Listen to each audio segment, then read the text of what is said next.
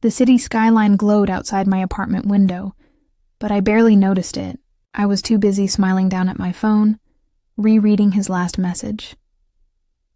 Can't wait to see you tonight, love. Just us. Always us. Daniel had that way of making me feel like I was the only woman in the world. For 3 years, we'd built a life together. Or at least that's what I believed. He was charming, dependable, and ambitious. The kind of man who knew how to command a room with a laugh or a well-placed compliment. My friends used to tease me, saying I'd hit the jackpot. But I remember even then, the faint whisper of doubt that sometimes crept in. The unexplained late nights, the carefully guarded phone, the sudden mood swings whenever I asked too many questions. I ignored them all. Because love, when it's blinding, makes you stupid. That night, I slipped into my favorite red dress, the one he always said made me look like fire. We were meeting at an upscale restaurant downtown, the kind of place where the wine flowed like water and the dim lighting made secrets easy to keep. When I arrived, I saw him instantly, seated near the back, his tailored suit crisp, his smile ready. My heart fluttered like it always did. But before I could call out his name, I froze, because sitting across from him was another woman, beautiful, radiant, her hand casually resting on his. And the worst part, the look he gave her was the same look he'd always given me. I felt the air leave my lungs. My feet turned heavy as if glued to the floor. The restaurant buzzed with laughter and clinking glasses, but in that moment, all I could hear was the deafening crack of my heart shattering. I left before he could see me. I couldn't confront him, not yet. My mind spun like a storm, trying to piece together what I'd just witnessed. Back in my apartment, I paced, shaking, replaying every moment of the last 3 years, every late night, every lie disguised as an excuse, every "I love you" whispered with conviction. The man I thought I knew had a secret life. A double life. And as the hours dragged by, one thing became painfully clear. If he could betray me in the worst way possible, then he had no idea just how dangerous my silence could become. Because silence was where I did my best thinking, and my plan? It had just begun. Cliffhanger. Who was she? And how long had this double life been going on? The next morning, I stared at Daniel across the breakfast table, searching his face for cracks. He smiled like nothing was wrong, like he hadn't just spent the night whining and dining another woman. "Big day today," he said casually, sipping his coffee. "I've got that late meeting, so don't wait up for me, okay?" Late meeting, those words used to mean dedication. Now they tasted like poison. I forced a smile, keeping my voice light. "Of course. Just don't work too hard." Inside, my heart screamed. I watched him adjust his tie, grab his briefcase, and kiss my forehead like he always did. And as the door shut behind him, a cold determination took over me. If he had secrets, I would find them. I started small, checking his social media, scanning for inconsistencies. Nothing. He was too careful. Too polished. Then I remembered something. His laptop. He always kept it with him, but last week he'd left it at home, charging on his desk. My pulse quickened as I searched the drawers where he kept his things, and there it was, tucked neatly into his leather bag. I hesitated only for a second before opening it. Passwords, firewalls, encryption. He'd locked everything down, as if he were guarding national security secrets. But he'd forgotten one thing. I knew him better than he thought. His mother's maiden name, his first pet, the anniversary of our first date. Click. The screen unlocked. I scrolled through files, emails, and messages. At first, it seemed harmless. Work documents, client lists, presentations. But then I saw a folder buried deep, innocuous in name. Projects 2. When I clicked it, My hands went cold. Photos. Dozens of them. Daniel with her. Laughing, holding hands, kissing. Trips I thought he'd taken alone for work. Dinners I thought were with clients. Holidays where he'd said he was too busy. Every lie was cataloged in front of me. Undeniable proof of his double life. And then, buried within, I found something worse. A photo of the two of them in a house I'd never seen before, smiling, holding a set of keys. My chest tightened. He hadn't just cheated. He'd built a second home, a second life, a future, without me. The rage that filled me wasn't hot. It was icy, controlled, precise. If he thought he could discard me like I was nothing, he was wrong. Because now, I held the evidence. And with it, I could end him. Cliffhanger. What will she do with the proof? And how far is she willing to go? I couldn't sleep that night.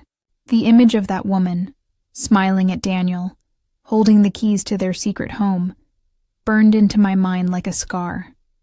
Who was she? I needed to know everything. By morning, I had a plan.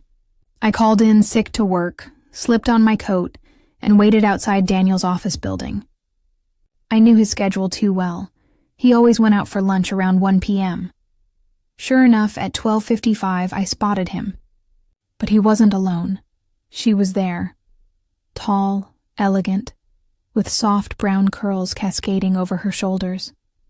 She wore a tailored dress that screamed money and sophistication, and the way she leaned into Daniel, laughing at something he whispered, made my stomach turn.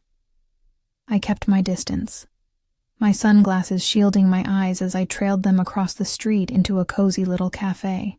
From the window, I watched them slide into a booth, their hands brushing, their smiles wide. For the first time, I noticed something strange. Daniel wasn't just affectionate with her. He was different. His body language softer, his laughter freer. It was like he was playing a role with me. Always polished, always controlled. But with her, he seemed real. And that realization cut deeper than any lie. I clenched my fists, forcing myself to keep watching. I couldn't storm in, not yet. I needed more. Proof wasn't enough. I needed leverage. So I followed her. When they parted ways later, I trailed her cab through the city until it stopped in front of a sleek townhouse in an upscale neighborhood. She stepped out, phone pressed to her ear, and disappeared inside. I scribbled the address down. Then, trembling with adrenaline, I made a decision. I would find out who she was, what she meant to him, and just how deep this betrayal went. That night, while Daniel mumbled something about late paperwork over dinner, I nodded sweetly, pretending not to notice the lipstick smudge on his collar that wasn't mine. But inside, my mind was racing. He had no idea I'd seen her. He had no idea I'd followed her. And he definitely had no idea that the next time I looked into her eyes, I wouldn't be watching from the shadows. Cliffhanger. Will she confront the other woman or use her as a weapon? The next day, I stood outside the townhouse, my heart pounding so loudly it drowned out the city noise. The curtains were drawn, but I could hear faint laughter inside. I pressed the buzzer before I could talk myself out of it. The door opened, and there she was. Up close, she was even more stunning. Her eyes bright, her lips curved in a polite smile that froze when she saw me. Yes? Can I help you? She asked cautiously. I took a deep breath. I think you already have. Confusion flickered across her face. Excuse me? I tilted my head. Daniel, my boyfriend. For the last 3 years. The color drained from her cheeks. For a second, she just stared at me, her perfect composure cracking like glass. You're lying, she whispered, though her voice shook. I pulled out my phone and showed her a photo. Daniel and me, arms around each other at last year's holiday party, his smile broad, mine oblivious. Her lips trembled. She stepped back, clutching the door frame like it might collapse. "He told me," she began, her voice breaking. "He told me he was divorced. That you were just a friend." I almost laughed. The audacity of his lies, the layers of betrayal. "You're not the only one he fooled," I said softly. "But I'm done playing his game." Tears welled in her eyes. We bought this place together. He said it was our future," my stomach twisted. The keys, the photo. So it was true. In that moment, I should have hated her. But instead I felt something else, pity. Because just like me, she had fallen victim to his web. And then, like a switch flipping, I realized something even darker. If she and I joined forces, Daniel wouldn't stand a chance. I leaned in, lowering my voice to a whisper. "Listen, he betrayed us both. But if we work together, we can end him. Not just end the relationship. Destroy everything he's built on his lies." Her eyes widened. A spark of anger cut through her tears. And then slowly, she nodded. For the first time in days, I felt power rush through me. Daniel thought he was in control. That we were helpless. But soon, he would learn the truth. The women he played against each other were about to become his greatest nightmare. Cliffhanger. 2 betrayed women. 1 double life. What's their first move? The silence in her living room was heavy, broken only by the faint hum of the refrigerator. She, her name was Clara, sat across from me on a velvet couch, still pale from shock, her hands wrapped tightly around a glass of water. I could see the storm behind her eyes. Rage, heartbreak, confusion, all emotions I had felt just hours before. "So," Clara finally whispered, her voice raw, "what do we do?" I leaned forward, my voice calm but sharp. "We stop being his victims. We stop crying over what he did to us, and we make him regret every single lie he ever told." Clara's lips parted, trembling at first, but then curving into something unexpected, a small, bitter smile. "You sound like you've been planning this for a while," she said. "I've been surviving this for a while," I corrected. "But now I want to fight back." We sat in silence for a moment before she reached under the coffee table and pulled out a leather folder. She placed it in front of me with shaking hands. "Do you want to see just how deep his lies go?" she asked. Inside were mortgage papers, bank transfers, signed contracts, all with Daniel's name and hers. My breath caught.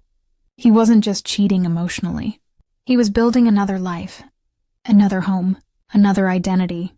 "This house, it's in both our names," Clara said bitterly. "He told me it was because we were starting fresh together. But now," she trailed off, her voice breaking. I stared at the documents, fury boiling in my veins.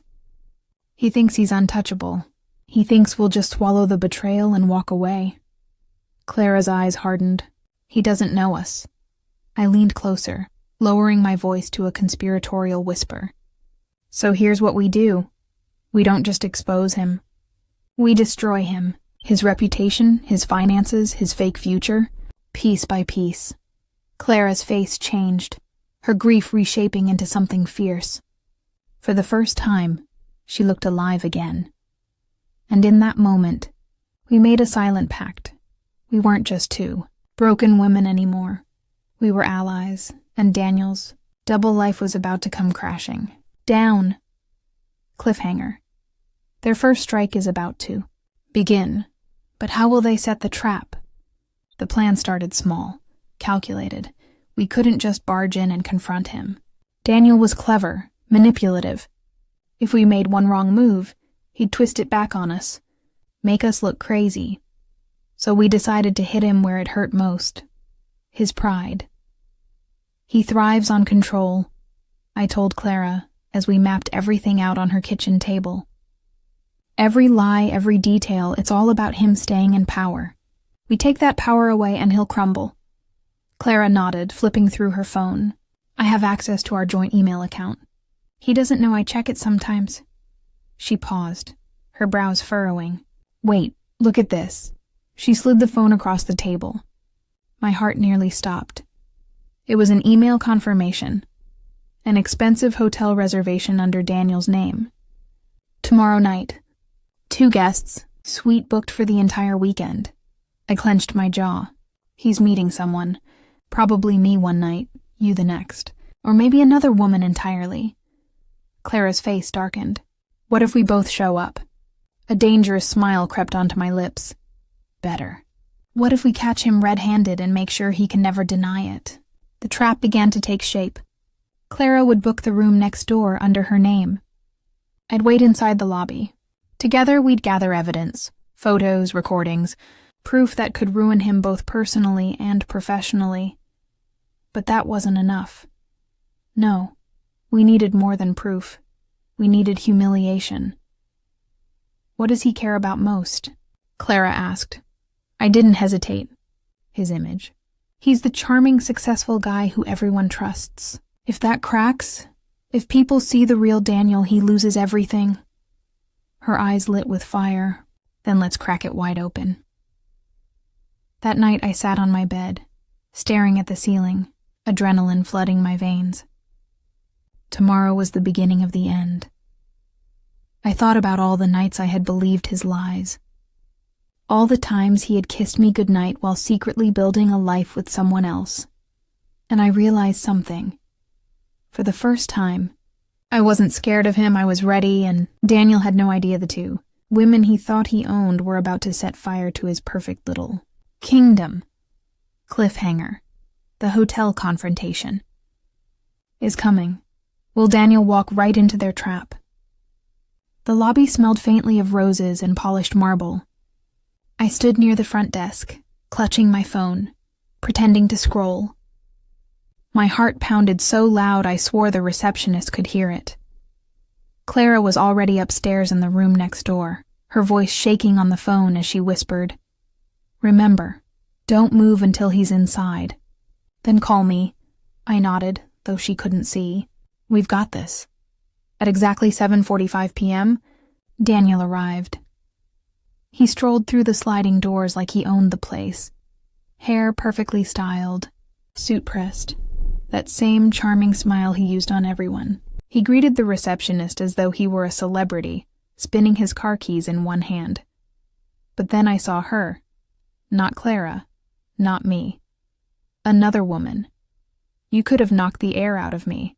She was young, confident, her red dress hugging her like fire. She laughed at something Daniel whispered as he placed a possessive hand on her back. I bit my lips so hard I tasted blood. Clara and I had thought we were the only two. But this proved he was a serial predator of hearts. The receptionist handed Daniel the key card. "Suite 1507. Enjoy your stay." I slipped behind a marble pillar, my hands trembling as I texted Clara, "He's here." "With someone else."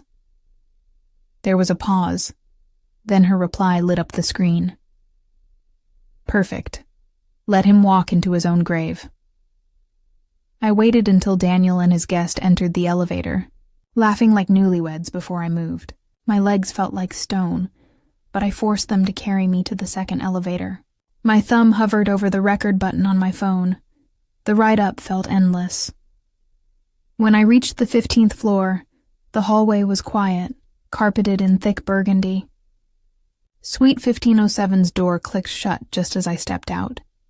A few seconds later, Clara emerged from 1506. Her face was pale, but her eyes were burning. "This is it," she whispered. Together we pressed our ears to the door. Muffled laughter, the sound of clinking glasses, his voice, smooth, playful, laced with lies. Clara's fists clenched. "I want him to see us together." I shook my head. "Not yet. We need the evidence first." So I slid my phone under the door, camera facing inside, recording every shadow, every movement. Minutes later, the sound of a zipper, a gasp, his voice low, seductive. Clara pulled the phone back, her hands shaking as she stopped the recording. That's enough. Time to end this, I swallowed hard, adrenaline surging. Ready? She nodded. I raised my fist and banged on the door. The laughter stopped instantly. Then came Daniel's muffled voice. Who the hell? The door swung open, and there he was, shirt half unbuttoned, his face frozen in disbelief. Behind him, the woman in red stood stunned, clutching the bedsheets. Clara stepped forward, her voice steady and cold. Hi, Daniel. Surprise. The color drained from his face. Clara, what are you? Then he saw me step into view, and for the first time since I'd known him, Daniel was speechless. Cliffhanger. The confrontation has begun, but who will make the first move? The silence was suffocating. Daniel's eyes darted between us like a cornered animal, his charm faltering. Ladies, he began, forcing a shaky laugh. This isn't what it looks like. Clara let out a sharp, bitter laugh. Oh, really? Because it looks exactly like what it is. You've been lying. To both of us. Maybe even more. I stepped closer, holding up my phone. We've got it all on camera, Daniel. Every word. Every touch. Every lie. His jaw tightened, but he tried to regain composure. You don't understand. Save it, I snapped. You've spun your stories long enough. Tonight, they end. The woman in red finally spoke, her voice trembling. Wait, you mean, you two? She looked between us, realization dawning. Oh my God, he told me he was single. Clara's eyes narrowed.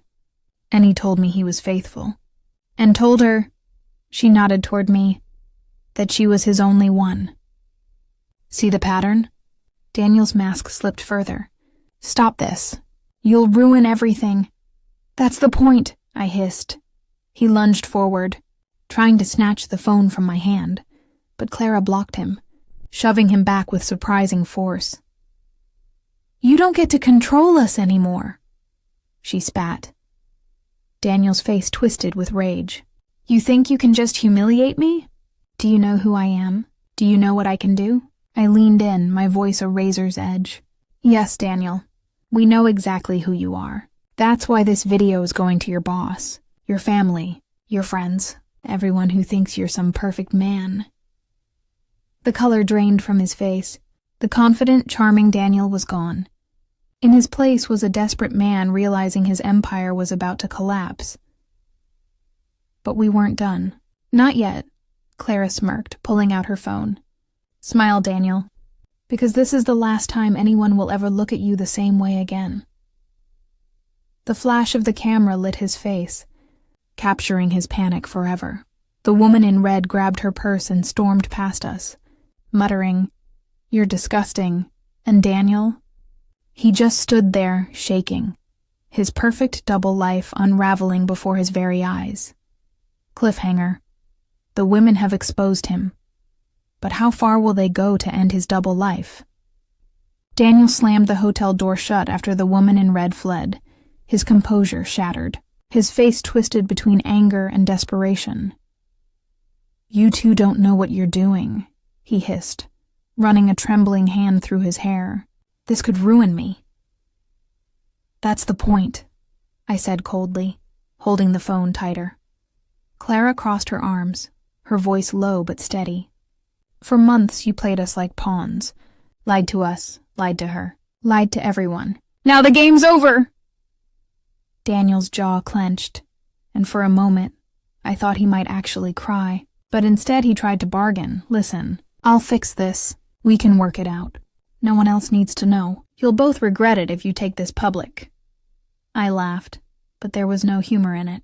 We already regret trusting you. This isn't about revenge, it's about truth. And the truth deserves to be heard. Clara lifted her phone, scrolling through the recording. Your boss is going to love this, by the way. Imagine his star employee, caught cheating in a hotel suite, juggling women like business deals. His face went white. Don't, he whispered, panic dripping from his tone. That job is everything to me. If I lose it, you'll finally know what it feels like to lose, I cut in. To be humiliated. To be treated like you're nothing. Daniel stumbled back, collapsing onto the edge of the bed. He buried his face in his hands. For the first time, I saw him as he truly was. Not powerful, not charming, but pitiful. Clara looked at me. "Are you ready?" I nodded. Together we hit send. The video file zipped off. Emailed to his boss, his parents, and even a few close friends. Proof of who he truly was. Daniel lunged forward, screaming, "No!" But it was too late. The message was gone, floating into the digital abyss where he could never control it again. He stared at us with pure venom. "You'll pay for this," he growled, but I only smiled. "No, Daniel. You already have." And in that moment, as his empire of lies crumbled, I realized something. The power he held over us was gone forever. Cliffhanger. His secrets are out. But how devastating will the fallout be? The next morning, the storm hit. News traveled fast. By 10 a.m., Daniel's phone buzzed nonstop with calls, texts, and furious emails. His boss had forwarded the video to HR. His family group chat was in flames.